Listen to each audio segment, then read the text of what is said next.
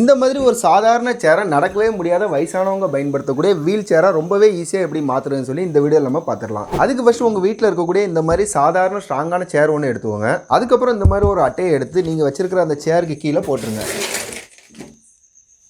அடுத்ததாக அட்டை மேலே வச்சிருக்கிற இந்த சேரோட முன்கால் பக்கம் வந்து இந்த மாதிரி ஒரு ஸ்கேல் ஒன்று எடுத்துவாங்க. இந்த ஸ்கேலை வச்சு கரெக்டாக ஒரு 1 இன்ச் அளவில் மார்க் பண்ணிடுங்க. இப்போ நமக்கு பார்த்தீங்கன்னா 1 இன்ச் அளவில் கரெக்டாக இந்த அட்டையை முடியுது, அதனால் இந்த பக்கம் மார்க் பண்ண வேண்டிய அவசியம் இல்லை. அதே மாதிரி அதே காலோட இன்னொரு சைட்லேயும் பார்த்தீங்கன்னா கரெக்டாக 1 இன்ச் அளவு எடுத்து மார்க் பண்ணிடுங்க. இப்போ நம்ம இந்த காலில் மார்க் பண்ண மாதிரி இந்த சேரோட மிச்சம் இருக்கிற 3 கால்லையும் கரெக்டாக 1 இன்ச் அளவு விட்டு மார்க் பண்ணிடுங்க.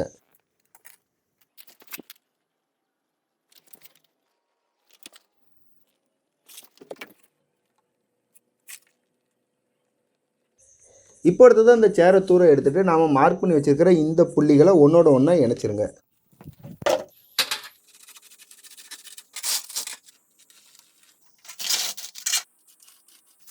இப்போ நம்ம மார்க் பண்ணி வச்சுருக்கிற இந்த பகுதியை மட்டும் தனியாக கட் பண்ணி எடுத்துடலாம்.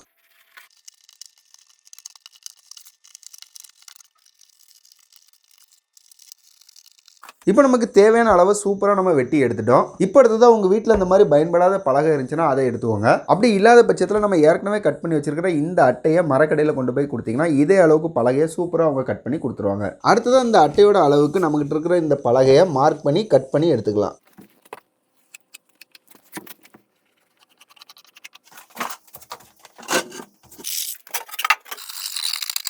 அடுத்ததான் இந்த மாதிரி ஒரு ஹார்டான உப்புத்தாள் எடுத்து அதை ஒரு கட்டையில் இந்த மாதிரி சுற்றிடுங்க. இப்போ இந்த உப்புத்தாளை வச்சு இதில் நீண்டிட்டு இருக்க பகுதிகளை தேய்ச்சி சாஃப்ட் ஆக்கிடுங்க.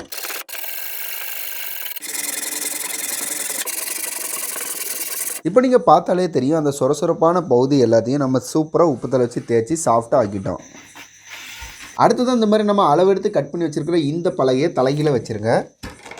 அடுத்தது அந்த மாதிரி ஒரு 200 கிலோ வெயிட்டை தாங்கக்கூடிய ஒரு 4 வீல் வாங்கிக்கோங்க. அதுவும் இந்த மாதிரி லாக் சிஸ்டம் இருக்கக்கூடிய வீலாக பார்த்து வாங்கிக்கோங்க. இந்த வீல் பார்த்தீங்கன்னா லோக்கல் கடைகள்லையும் கிடைக்குது, ஆன்லைன்லையும் கிடைக்குது. இந்த வீல் வாங்கும்போது கண்டிப்பாக குவாலிட்டியாக இருக்குதா அப்படிங்கிறத செக் பண்ணி வாங்கிக்கோங்க. இப்போ நம்ம வாங்கி வச்சிருக்கிற இந்த 4 வீலையும் இந்த 4 பலகையோட 4 முக்களையும் வச்சு இந்த போல்ட் நட்டை பயன்படுத்தி டைட்டாக மாட்டிடலாம்.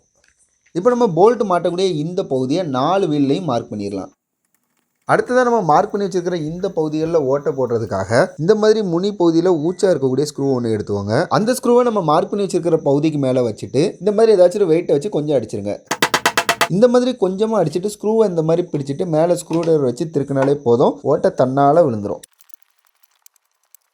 இப்போ நீங்களே பாருங்கள், நம்ம இந்த பக்கமாக திருக்கின ஸ்க்ரூ இந்த பக்கமாக வெளியில் வந்துட்டு இப்போ இந்த ஸ்க்ரூவை திரும்பியும் கழட்டிட்டு நம்ம ஏற்கனவே மார்க் பண்ணி வச்சுருக்கிற எல்லா இடத்துலையும் இதே மாதிரி ஓட்டைகளை போட்டு போல்ட் நட்டை போட்டு மாட்டிடலாம். இப்போ நம்ம சூப்பராக ஓட்டை போட்டாச்சு. ஓட்டை போட்ட இடத்துல இந்த வீலை நம்ம மாட்டிடலாம். வீலை மாட்டும் போது பார்த்திங்கன்னா இந்த வாசரை கண்டிப்பாக அடிப்பகுதியில் போட்டு மாட்டுங்க.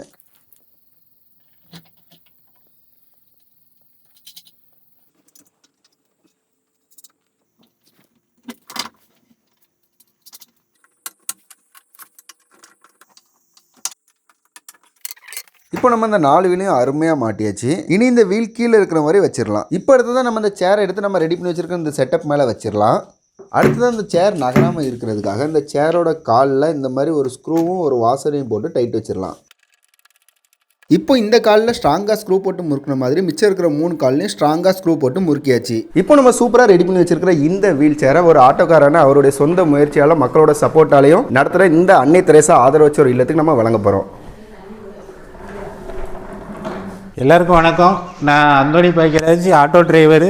நான் கருத்தப்பிள்ளையூரில் ஒரு 8 வருஷமாக இந்த ஹோம் வச்சு நடத்திக்கிட்டு இருக்கேன். இப்போ என்கிட்ட ஒரு 75 பேரை வச்சு நான் ஒரு ஆதரவு இல்லாதவங்க, தாய் தகப்பம் இல்லாதது, பிள்ளைகள் இல்லாதவங்கள ஒரு 75 பேரை வச்சு பராமரிச்சுக்கிட்டு இருக்கேன். எனக்கு இந்த ஷேர் கொடுத்தது வந்து ரொம்ப வசதியாக இருக்குது. இவங்களுக்கு ஒரு பாத்ரூம் ஒன் பண்ணாலும் கூட நான் நடந்து கூப்பிட்டு போகும்போது ரொம்ப கஷ்டமாக இருக்கும். இப்போ இந்த சேர் இருக்கனால நான் ஈஸியாக பாத்ரூம் கிட்ட வரைக்கும் அவங்கள கூப்பிட்டு போயிடுவேன். அதேமாதிரி குளிப்பாட்டும் போதும் கட்டிலில் வச்சு குளிப்பாட்டுவேன், அது காயவது லேட்டாகும். இப்போ இதில் நான் மாற்றி வச்சுட்டு தனியாக போய் அவங்கள குளிப்பாட்டி கொண்டாந்து அந்த கட்டிலே படுக்க வச்சுருவேன். ரொம்ப ஈஸியாக இருக்கும். இது கொடுத்ததுக்கு ரொம்ப நன்றி. நீங்கள் எங்களுக்கு உதவி பண்ணணும்னு நினச்சிங்கன்னா, இப்போ இந்த மாதிரி உங்கள் குடும்பத்திலேயோ இல்லை உங்கள் வீட்டிலேயோ ஒரு ஆதரவற்றவர்கள் இருந்தாங்கன்னா தயவுசெய்து அவங்கள ரோட்டில் எங்கேயும் விட்டுறாதீங்க. மெயினாக தாய் தகப்பனை தயவுசெய்து எந்த ஒரு சூழலில் அவங்க எப்படி கஷ்ட சூழலில் இருந்தாலும் அவங்கள நீங்கள் கடைசி வரைக்கும் பார்க்கணுங்கிறது என்னோட ஒரு தனிப்பட்ட கருத்து. அதை மட்டும் நீங்கள் அதை உங்கள் கடமையிலேருந்து தவறக்கூடாதுங்கிறதையும் நான் இந்த வீடியோ மூலயமா உங்கள்கிட்ட கேட்டுக்கிறேன். அதுபோக நான் 75 பேர் இங்கே ஆதரவற்றவர்கள் இருக்காங்க. தாய் தகப்பனோ இல்லை பிள்ளைகள் இல்லாதவங்கள வச்சு பராமரிச்சுக்கிட்டு இருக்கேன். இவங்களுக்கு நீங்கள் உதவி பண்ணணும்னு நினச்சிங்கன்னா கான்டாக்ட் நம்பரை நான் கீழே கொடுக்குறேன். நீங்கள் ஏதாவது உதவி பண்ணணும்னு நினச்சிங்கன்னா ஒரு பொருளாகவே மளிகை பொருள், ஒரு மெடிசன்ஸு, இல்லை ஒரு போர்வை, ஏதாவது ஒரு சின்ன சின்ன உதவி பண்ணனாலும் நீங்கள் நேரடியாக வந்து பார்த்து கூட நீங்கள் உங்களால் முடிஞ்ச சின்ன சின்ன உதவி பண்ணலாம். நன்றி.